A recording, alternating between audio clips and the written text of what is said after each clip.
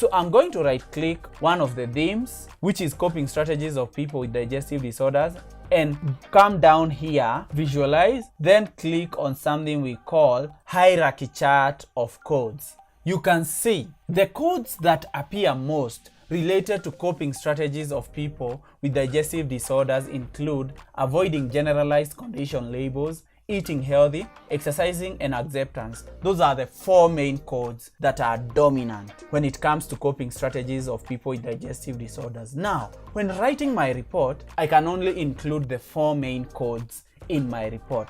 So we can right click on this and export this as a PNG or a diagram, and we can call this coping strategies. We can also export this as a pie chart.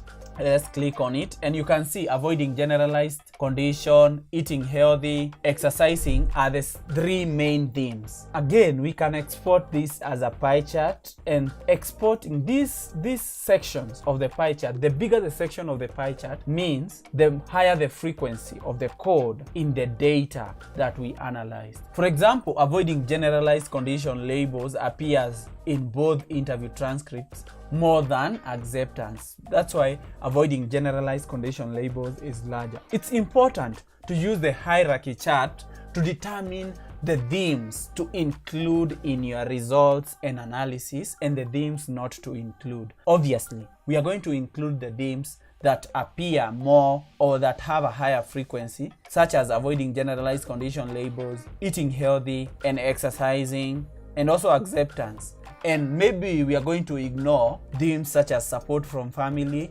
resisting peer pressure, and maintaining good mental health. Again, you can export this hierarchy chart as a PNG and you can use it in your report, as we are going to see. Generally, that's how you create a hierarchy chart from NVivo 14. You right click on the theme, the main theme, and then you go to hierarchy charts of codes, and then you can have the different codes depending on their frequency of